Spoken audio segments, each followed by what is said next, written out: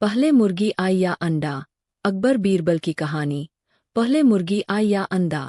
एक बार बादशाह अकबर के राज दरबार में एक ज्ञानी पंडित आए।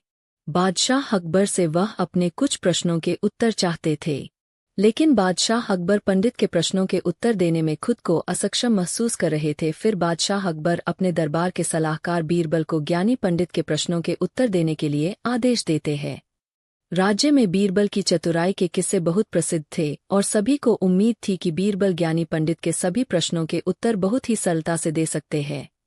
बीरबल से पंडित ने कहा, मैं तुम्हें 2 विकल्प देता हूँ, जिसमें पहला विकल्प यह है कि या तो तुम मेरे 100 आसान प्रश्नों के जवाब दो या फिर मेरे एक कठिन प्रश्न का जवाब दो। बीरबल ने कुछ समय सोचने के पश्चात पंडित से कहा, मैं आपके 100 आसान प्रश्नों के बजाय एक कठिन प्रश्न का जवाब देना चाहूंगा। फिर ज्ञानी पंडित ने बीरबल से प्रश्न किया, बताओ पहले मुर्गी आई या अंडा। बीरबल ने तुरंत जवाब दिया कि पहले मुर्गी आई। तो पंडित को आश्चर्य हुआ और उसने फिर बीरबल से पूछा कि तुम किस आधार पर कह रहे हो कि पहले मुर्गी आई। इस पर बीरबल ने हंसते हुए पंडित से कहा कि आपने यह दूसरा प्रश्न मुझसे पूछा है, जबकि आपने मुझे एक कठिन प्रश्न के उत्तर के लिए कहा था। इसके बाद ज्ञानी पंडित बीरबल को कुछ और कह नहीं पाए और फिर जवाब दिए बिना ही राज दरबार से प्रस्थान कर लिया।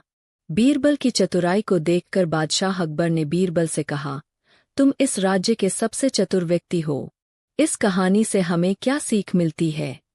आप अपने सोच और समझ की शक्ति का सही उपयोग करके अपने हर समस्याओं के हल को बहुत ही आसानी से ढूंढ सकते हैं।